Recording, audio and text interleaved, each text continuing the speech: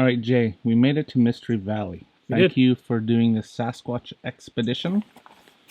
However, it's a bit rainy right now, and I'm taking cover while you're standing in the rain for this interview. Very good, right? Sounds fair. Why Sasquatch? Why Sasquatch? I have had an interest in Sasquatch based on a couple. Started with an experience I had as a kid along the Nooksack River. Like I've told the story 100 times before, and it's so vivid in my memory. The fish were spawning. It was late fall. I was about 10 years old, down fishing with my dad, and I looked across the river, and I would have told you it was a black bear all day long, and it looked like a black bear fishing, spawning salmon out of the rivers. Easy pickings for the food. Why wouldn't they, right? Until the thing got up on two legs and walked 3 steps, boom, boom, into the tree line. Back then, there was no internet, stuff like that. But that memory was always burned into my brain. That's what started for you. Yeah. And then you can fast forward to 30 years later. Same stretch of the river. We own property there now. Woken up in the middle of the night. It was actually there with my wife, Blair, who's also part of our team. And we woke up to, it sounded exactly like the Sierra sounds with the whoops. The whoops and the wood knocks down in the river valley, because our place overlooks the same river valley right where I had the sighting. And it went on for 5-10 minutes. Wow. Of this whoops and the wood knocks. And it sounded like it was definitely in the distance, but just the way that sound echoed through the valley, I'll never forget that. And I'm just glad I was not there to experience that one alone, because it was pretty cool. And you should have seen the look on Blair's face when she was just wide-eyed. And first thing she says to me, she's like, "Those sound exactly like the Sierra sounds. You played me." I literally played those Sierra sounds, I don't know, a month prior to us going there. Okay, and what are the Sierra sounds? They are a series of whoops and knocks. They're pretty. You can just Google it and find the sounds on there. And it's just a series of whoops and knocks that have been recorded. And it's just it sounds very primate, like just a deep whoop, whoop, and it's rhythmic, and it was exactly the same thing as we heard. Whether it be them communicating with each other. I mean, obviously, I have no idea what they're trying to do. The wood knocks and stuff. A lot of theory is that it's Sasquatch trying to communicate with each other. I don't know if maybe they use a Morse code. I don't know. Fair enough. Yeah. How long have you actively been investigating Sasquatch for? About 10 years. Run me through your first expedition. You call them expeditions. Yep. Okay. Yep. First expedition that I ever attended was base camped out of 20 Mile Bay. That was the one where, we had a couple of thermal hits, but the thermal technology was nothing like what we have now. Blair actually found a great track line. The guy who was running the campground, he was just finishing cleaning up for the season, and we just went over and asked him flat out. He knew why we were there, and we asked him. He was a good guy. He was really full of knowledge, and we just flat out asked him, like, "Hey, this is what we're doing. Where would you look? Where would you even start?"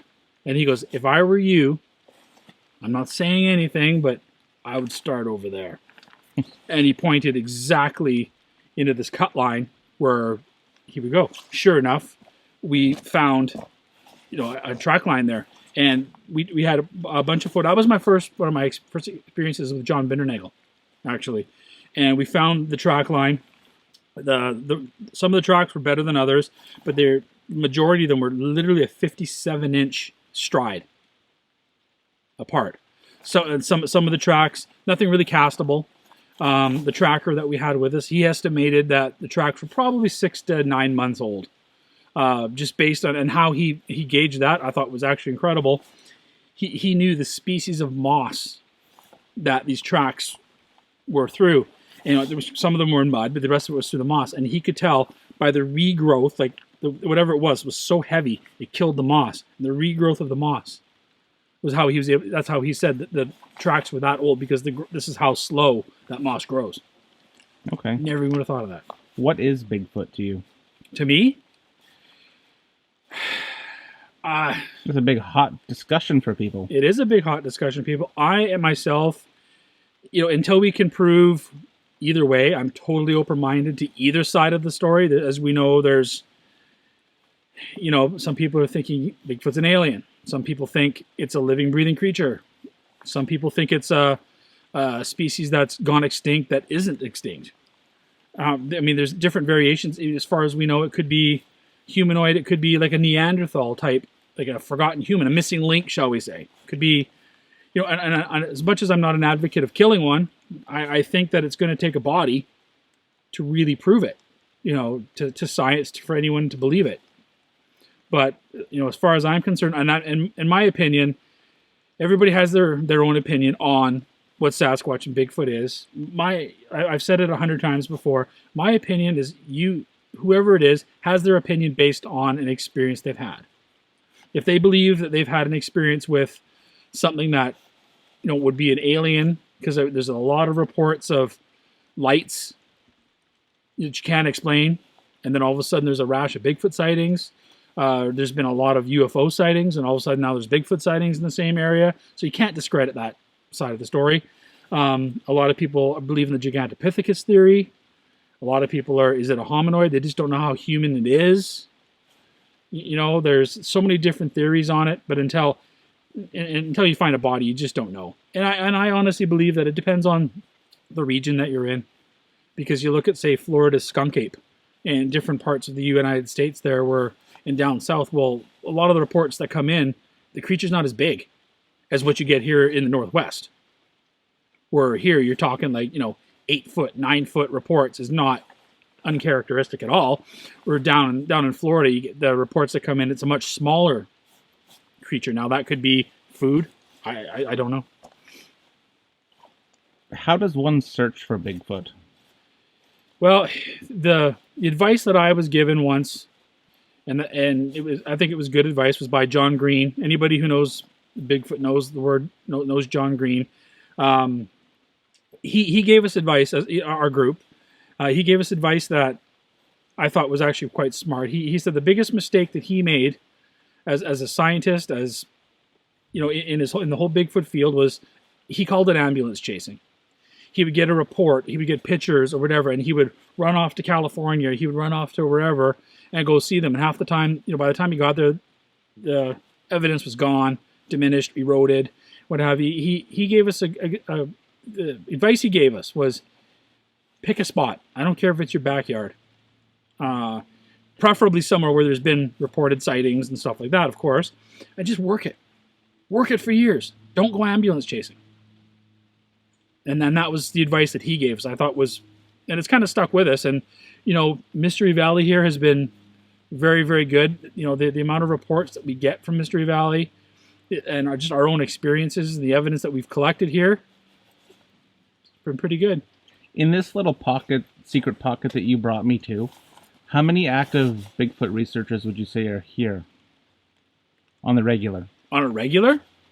On average. 5 or 6? Yeah. Yeah. Hardcore, honestly regular, probably 2 or 3. Okay. Yeah. Now, has there been any word of mouth sightings of an actual Bigfoot up here? Yes. Can you tell me one of the stories, or as many as you know, actually? As many as I know. Since we're up here and sleeping here, I want to know. Yeah, no, I got, was it just 2 summers ago?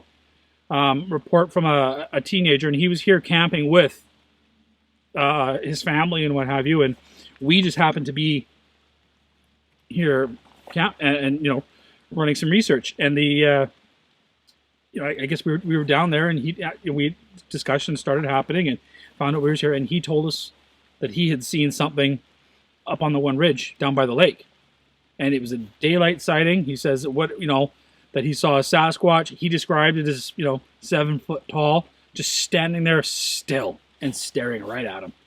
And he ran back. He says they made eye contact for about 30 seconds. He ran back to camp because he wanted to get binoculars. Came back and he saw it scrambling up the rock ledge. Wow. Yeah, that was in 2019. Okay. When that one happened. I myself have not had can't say I haven't had a sighting yet. Nothing daylight.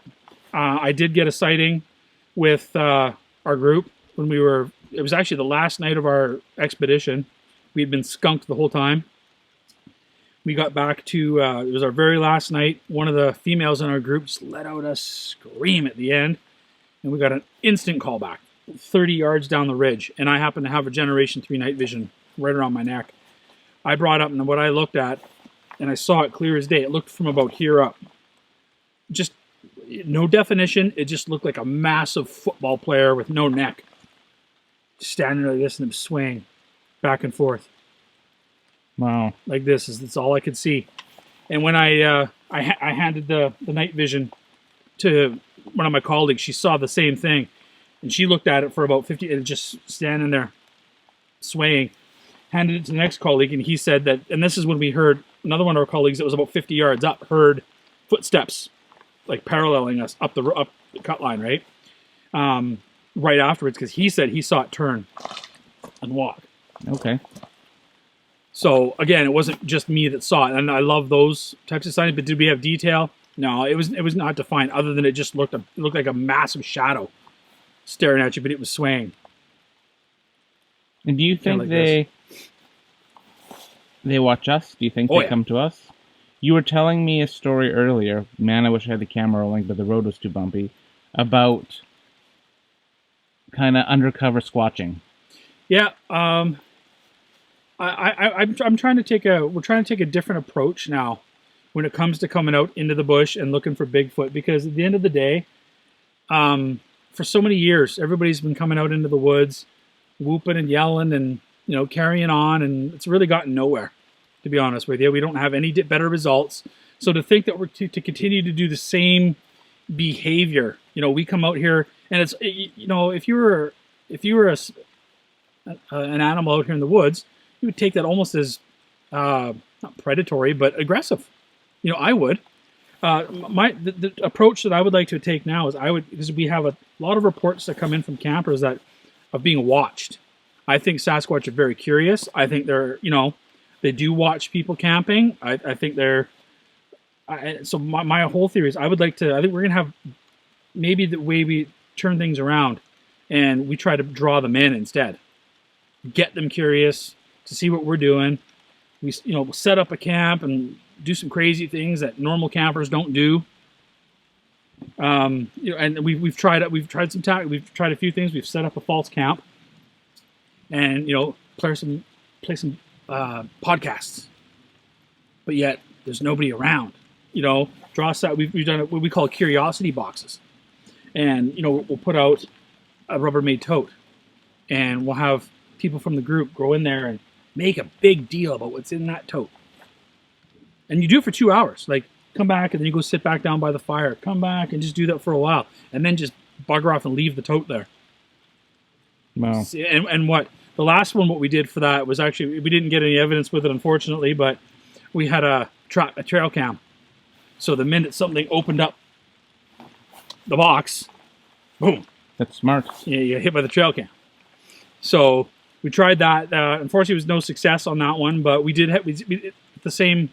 You know, we did get a lot of audio recordings. We got a lot of footprints were found as usual. You know, we find a lot of footprints down in the silt, down in the Bigfoot Alley. Bigfoot Alley there, where I showed you that part. Unfortunately, that stream is just running hard in there right now, so I really don't think we'd get any evidence if we went in there now. But with the rain, right.